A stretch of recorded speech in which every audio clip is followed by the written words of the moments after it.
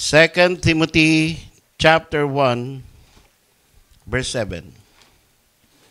Bible says, "For God hath not given us the spirit of fear, but of power and of love and of a sound mind." Current controversy is, and even today, sa ating mga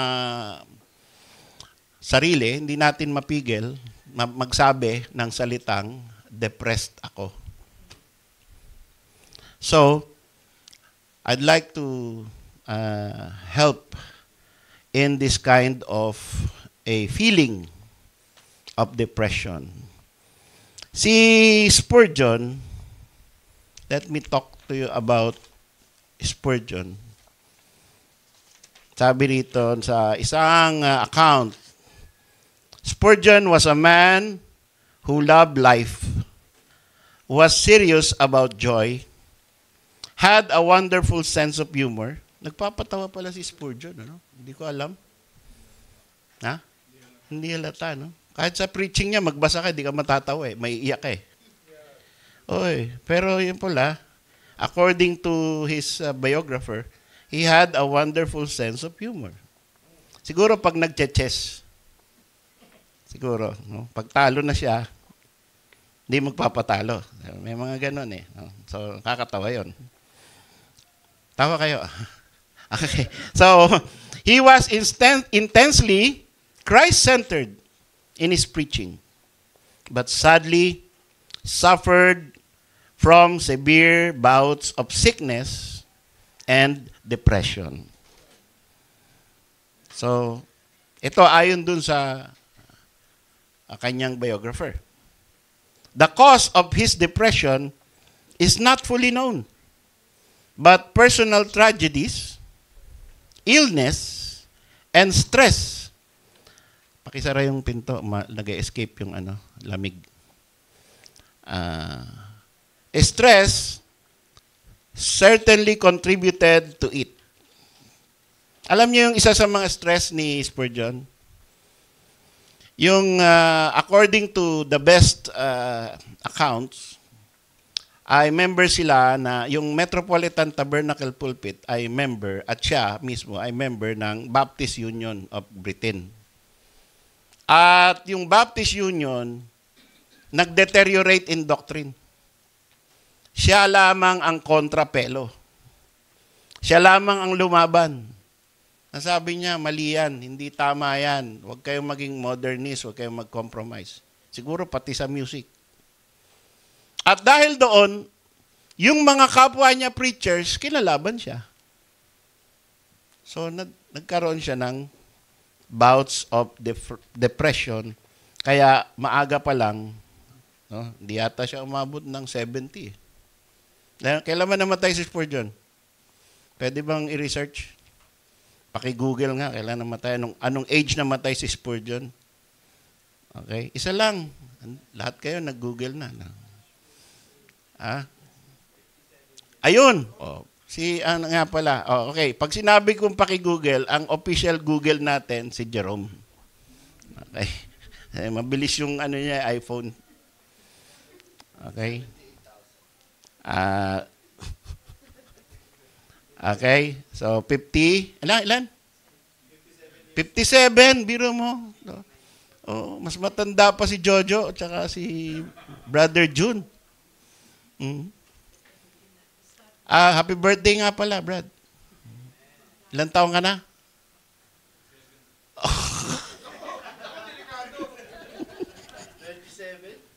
Okay. So, ako po, 64 na. Next month. Mas matanda tayo kay Spurgeon. Sayang, ano? Kung tumagal pa siya, di anday pa niyang maituturo. Anday pa tayong mababasa ng mga sinabi niya at ginawa niya. So ito, he had bouts of depression. Spurgeon's doctors believed that one reason for the pastor's depression was extra pressure of care or labor. Wala naman akong alam na nagpa-construction siya, no, na siya nag-supervise. Spurgeon's wife believed the weather affected his mental stability. Whether? Although we cannot finally judge, iba naman to. Ito naman, so yun. May ginamit na word about Spurgeon, and that is depression. Ito naman, although we cannot finally judge the spiritual status of William Carey's wife, this is what we know from accounts. Si William Carey po, ang sinasabing father of modern missions. Siya ang pumunta sa India, sa Serampore, India. At kahit pinipigil siyang mabuti ng mga Calvinist at ng mga members of the mission, wala silang mission movement noon eh. Pero siya nagpursige.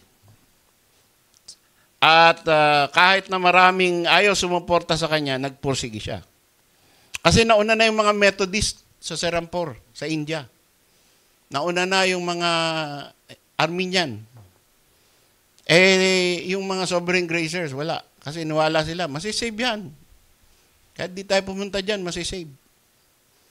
So, William Carey was a British Christian missionary, Baptist, also a Calvinist, unashamedly, who is known for his work in India. His wife, Dorothy Carey, suffered from chronic dysentery,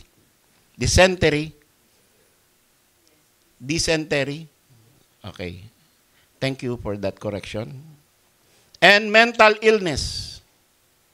She had a mental breakdown. Asawa ng missionary.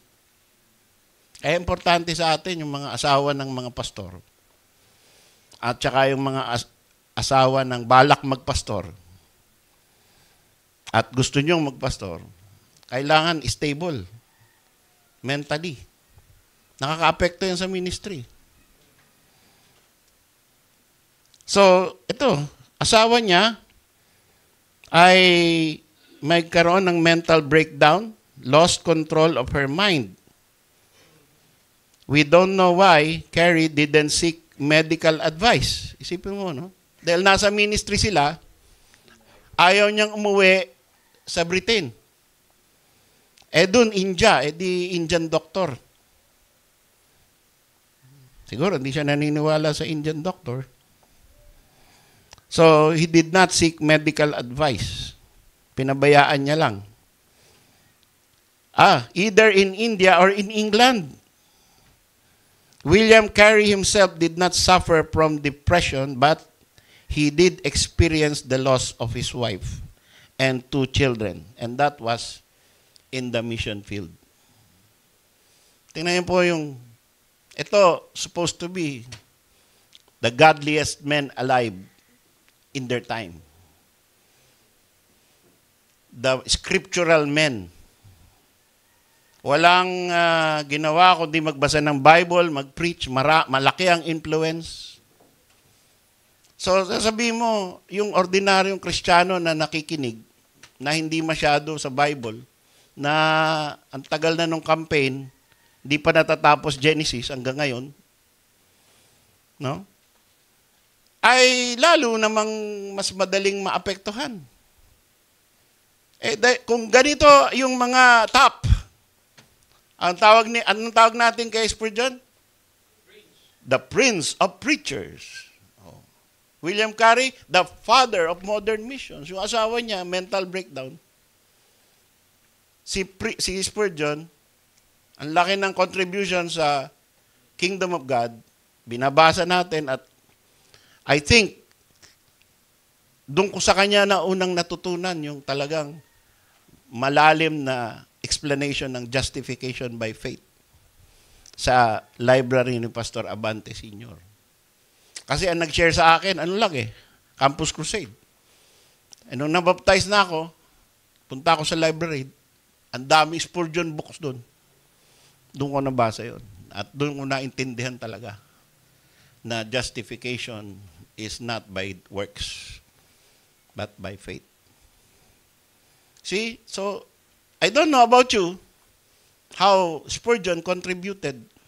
O nagbabasa ba kayo? O nakabasa na ba kayo ng Spurgeon's books or sermons?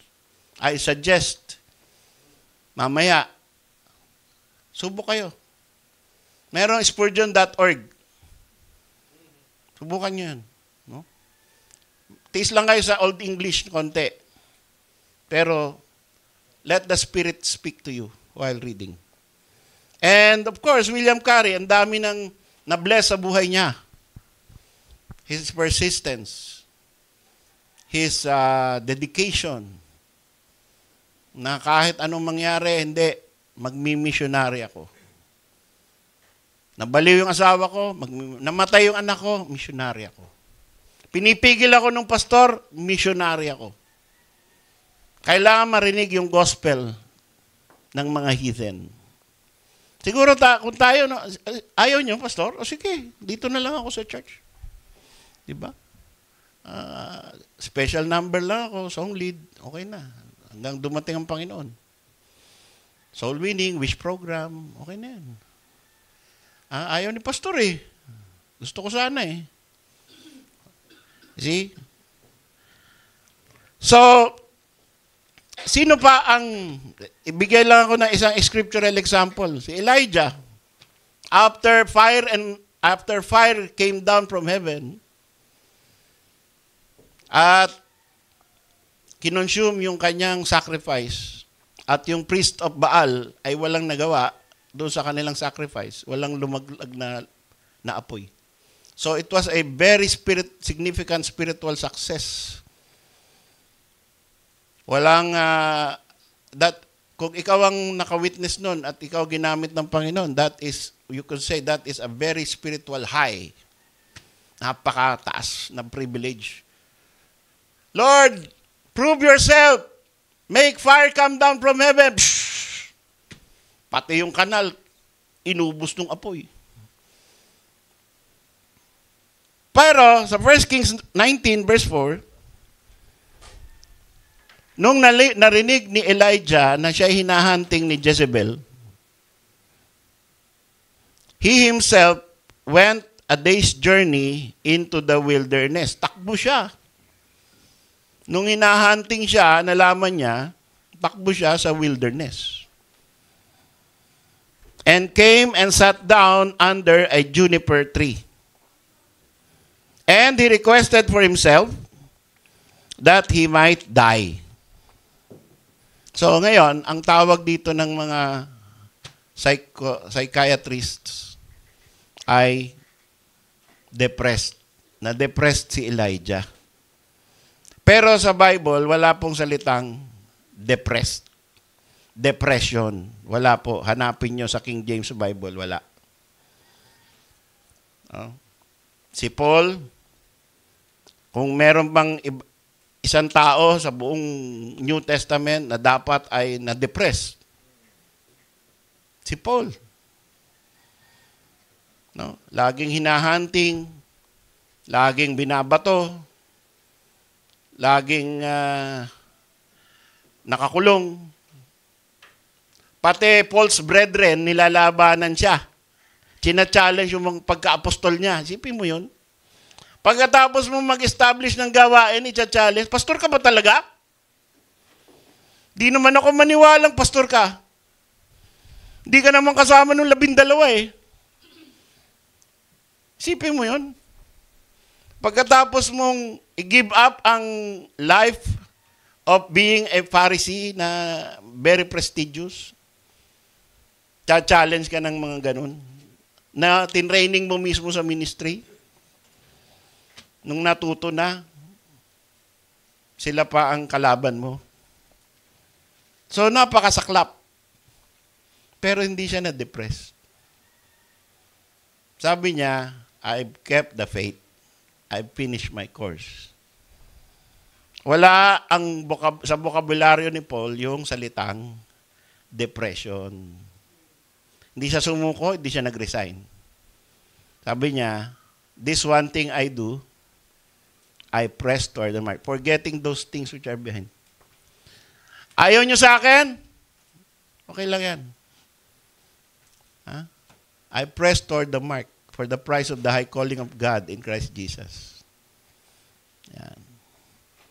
So, si Elijah, ito sabi, Sabi, requested for himself that he might die and said, "It is enough now, O Lord." Tama na, Panginoon. Di ba? Yun ang equivalent nun. It is enough now. Lord, ayoko na. Tama na. Pagkatapos ng victory comes a challenge na ang hirap. Dito na lang ako sa juniper tree, mag-isa. Ayoko na ng ministry. Dinagdag ko lang yun, ano? Pero para sabihin mo, ikaw preacher, pastor, prophet, tapos sabihin mo, it is enough now, Lord. I think that is what it will mean if we will translate the language today. Take away my life! Kunin mo na ako. Ayoko na. For I am not better than my fathers. Wala eh. Pareho rin na pala ako ng ibang pastor eh. Wala pala naman akong kinaiba eh. So, mas maganda pa, dyan na lang ako sa piling mo, Panginoon. Kunin mo na ako. Please. You see? So, siguro, yun yung naramdaman din ni Spurgeon. Sabi, depression. Pero, of all the words in the English Bible, it is not in the King James Bible. No, the term depression came into use in the 19th century. So, 1611, walang word na depression. 19th century pa lang yan. Pag sinabing 19th century, 1800 hanggang 1900. Originally, ang tawag, imbis na depression lang ay mental depression or the lowering of spirits. Bumaba yung yung spiritual strength mo or yung kakayanan mo o kagustuhan mo na lumaban. Lowering of spirits. And ang diagnosis niyan, melancholic. And you are melancholy. Dati, pagka pumupunta ka sa doktor dahil nalulungkot ka, di mo mapaliwanag, ba't ka malungkot?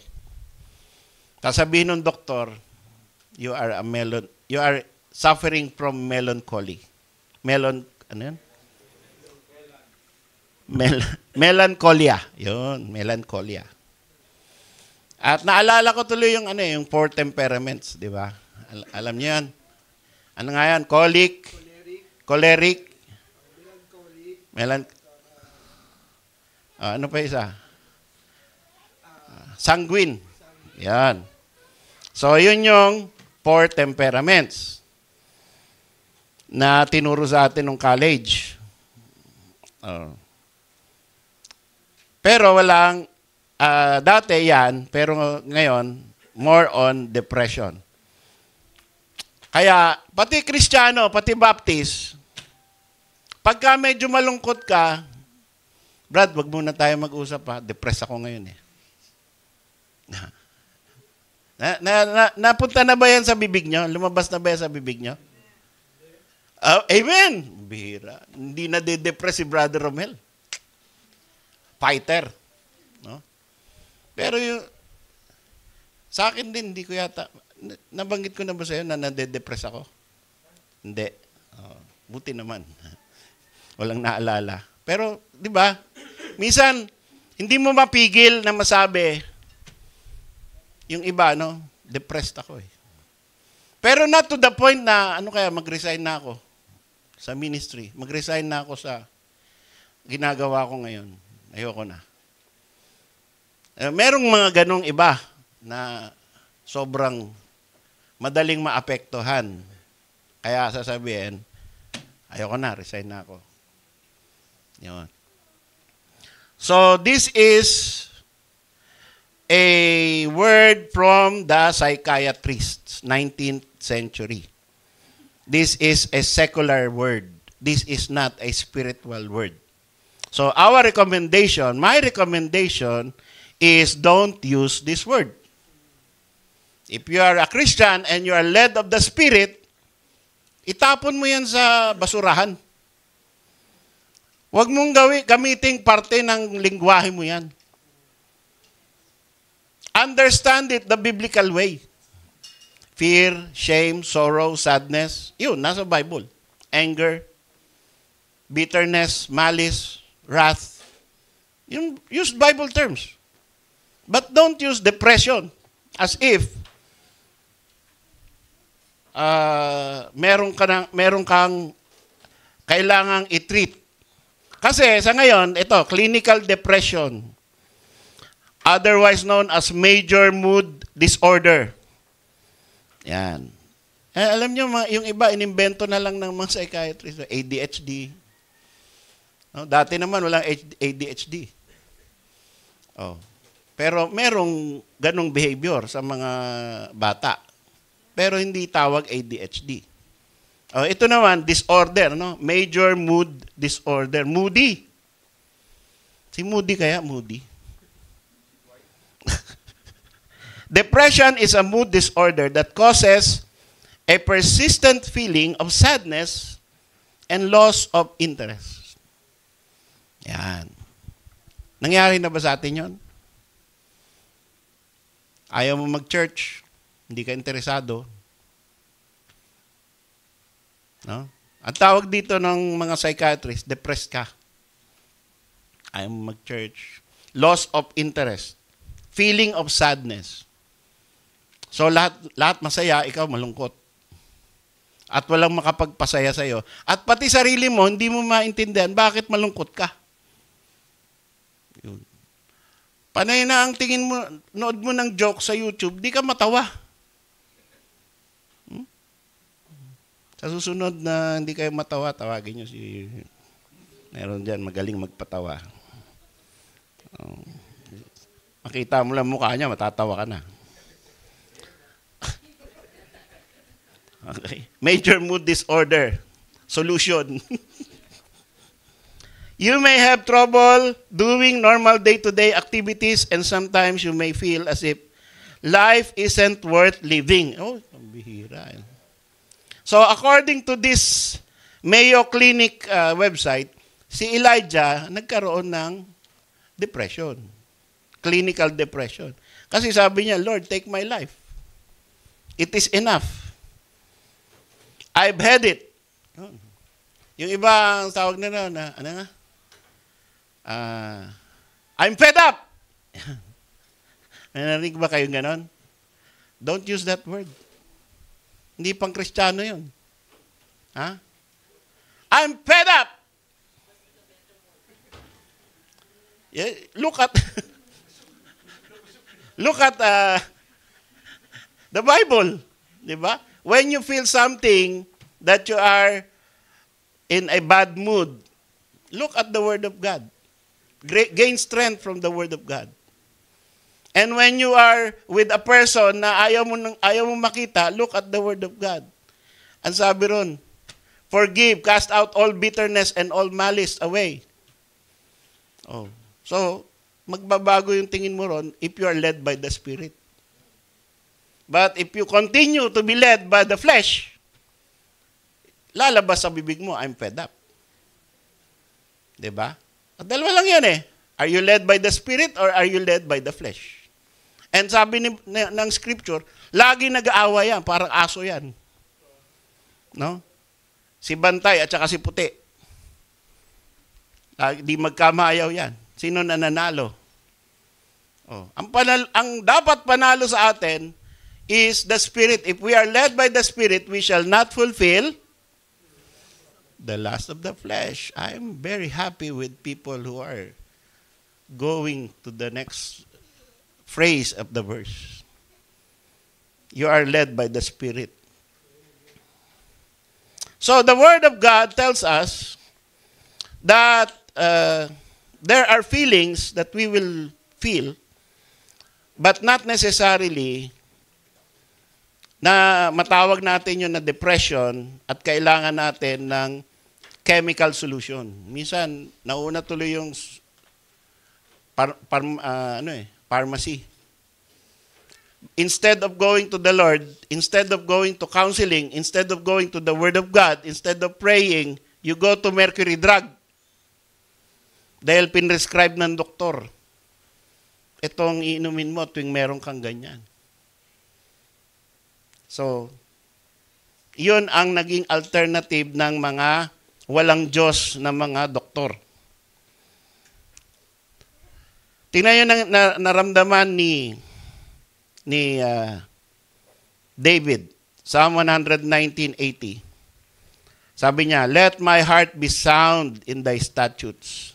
So there is a struggle between soundness and shamefulness. Sabi ni David, "Let my heart be sound in thy statutes, that I be not ashamed." So yung feeling of shame, yan yung ayaw mong magpakita kasi nahihiya ka. No?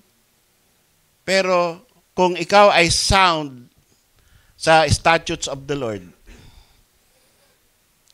ay ang reaction mo ay tama pagdating sa mga pagsubok sa buhay. Instead of being yung magseseclusion ka, ayaw mong pakita yung sarili mo, doon ka lang mag-isa, nagmumukmuk ka ron sa tabi, ay because you are sound in the statutes of the Lord, pwede kang mag-attend pa rin ng church. Pwede kang with a good face ay reconciled with brethren, reconciled with the Lord. So hindi ka mahihiya. Halimbawa, nagkasala ka. So dahil kaya mong, alam mo yung proseso at alam mo yung tamang reaksyon ng pusong nagsisisi, at ginawa mo yon, wala ka pakialam kung ma-expose ka, nakakahiya yung nangyari sa'yo.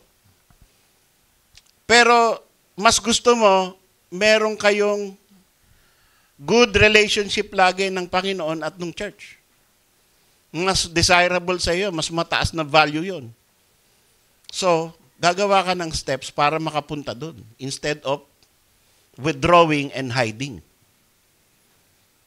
Diba? At minsan, ang resulta niyan, halimbawa, sa mga chat group, maglilib ka. Walang makakakausap sa iyo. Tinatawagan ka sa phone, "Brad, what happened? Na-schedule ka, Brad." Naku, naalala ko. Meron tayong isang faithful member. Sana nanonood siya. "Brad, nangyari sa'yo? Di ka na sumasagot, pina-follow up ka namin. Active na active ka rito. Ang dami mong dinonate dito. Dami mong ginawa dito na mabubuti. Bigla na lang, one Sunday, di ka na umattend. Ano nangyari? Hindi ka sumasagot sa mga tawag. No explanation. So, may mga ganyan. At may example tayo, 2, 3. 3 tao na active dito. Hindi natin alam kung anong kasalanan natin sa kanila. Ay, pagka ganyan, meron akong baka ayaw sabihin sa akin "Brad, kausapin mo nga si baka sakaling sabihin sa'yo anong problema." Wala rin Pastor, wala hindi sumasagot Ano kaya yun? Meron pa isang pangalan na pumasok, 4 na.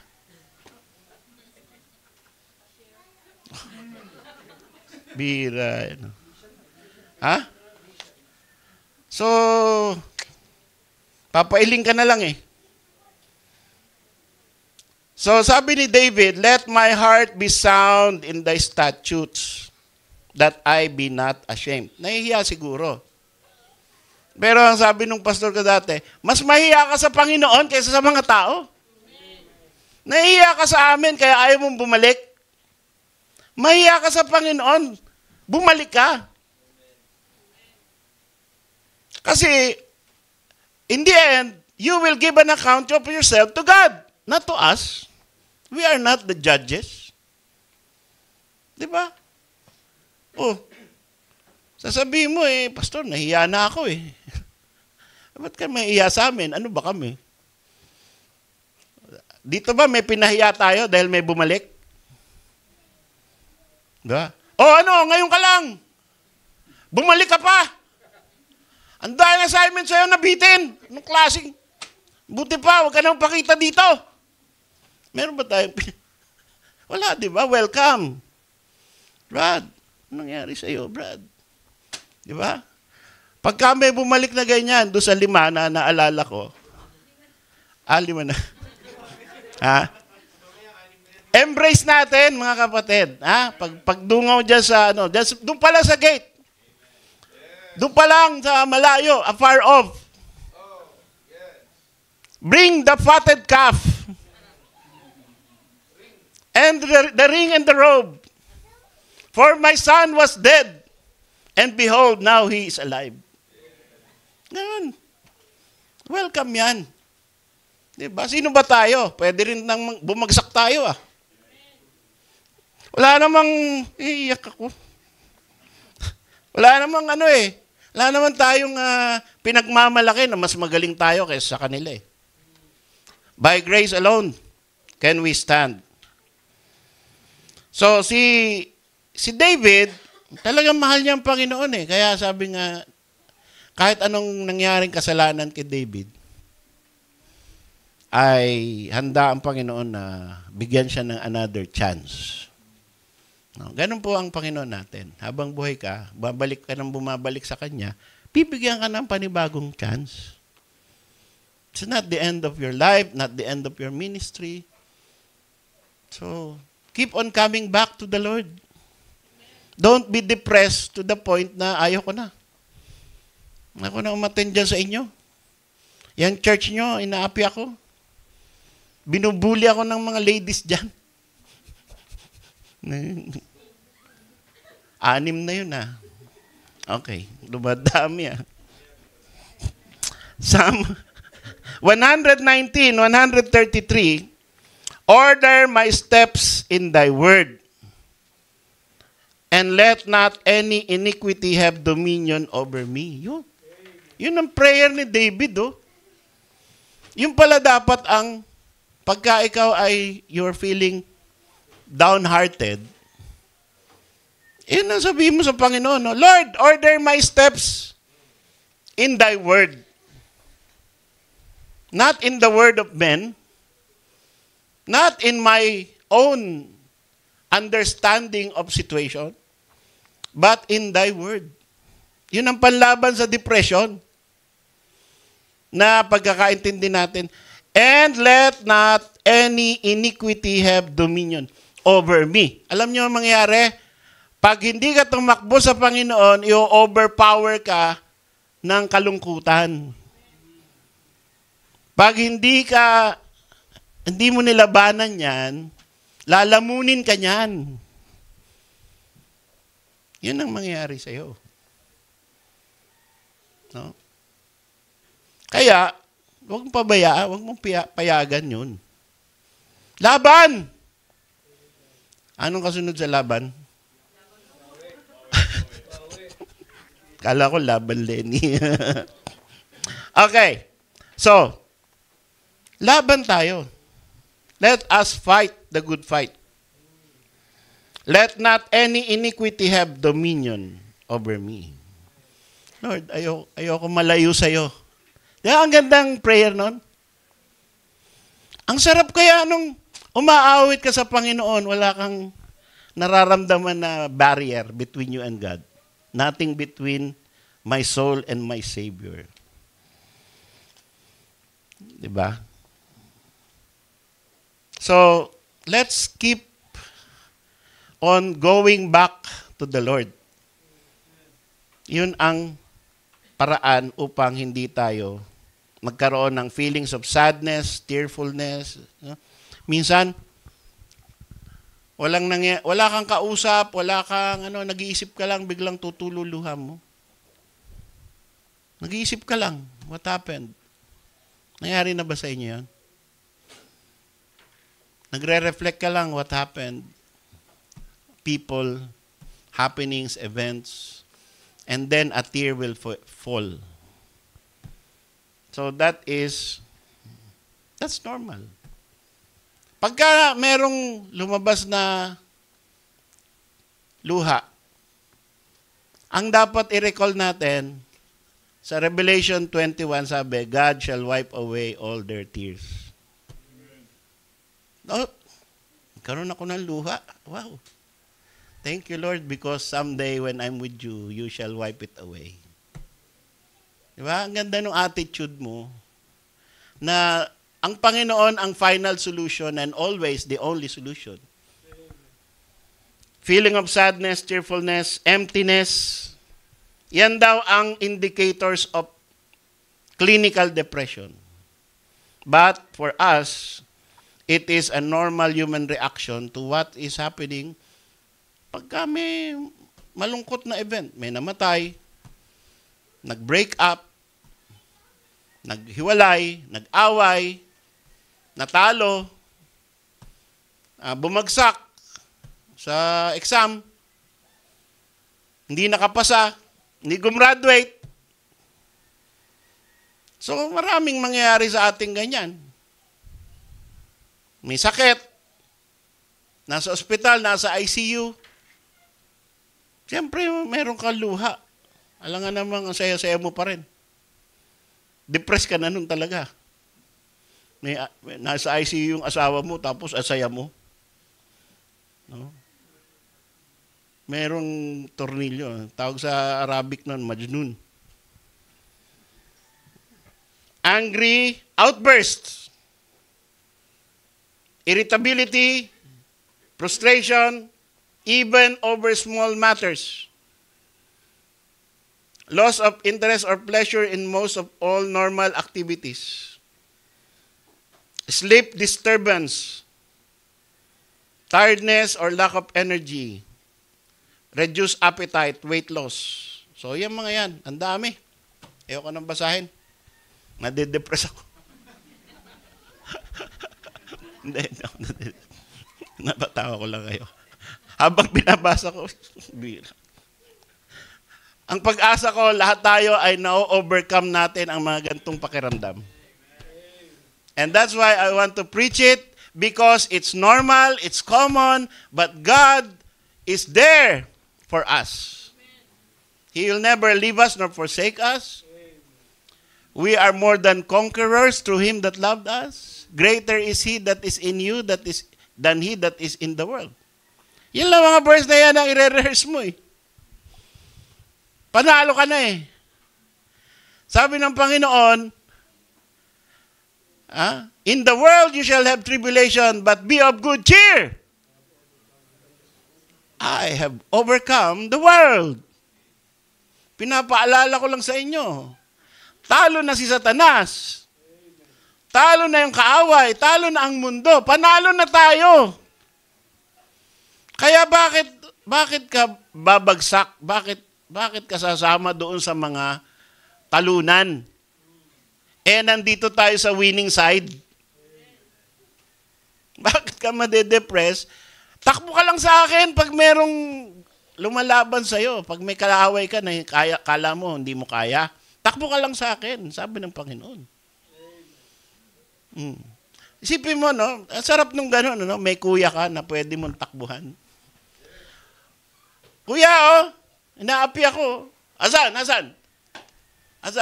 Yan. So, meron akong ganyan nung high school. Pag nakitang merong gustong sumuntok sa akin, haharang siya. Tapos, sisipain niya kagad. Walang pambihira. Pagkasama ko yun sa kahit saan, ang tapang ko. Unsaved kami nun eh. Kaya, iba ang tapang, no? Tapang ng unsaved. Bugbugan. Pero ang tapang natin ay nasa Panginoon. Di ba? Sino pa? If God be for us, who can be against us? So, ang daing verses na pwede nating dapat nandito para Hindi ka na magko-call a friend. Minsan may nagko-call a friend. Pastor, ano nga yung tungkol sa against us? Ano nga ba 'yun? Sige, sabi mo pa, ano pa ba? More Wira. More clue. Mas maganda yung, 'di ba? Pagka may nangyayari sa buhay mo, alam mo na yung mga verses dahil familiar ka because you are reading the Word of God. Oh. So, there is nobody who can defeat you pagka familiar ka sa salita ng Diyos. Okay? So, let's all stand.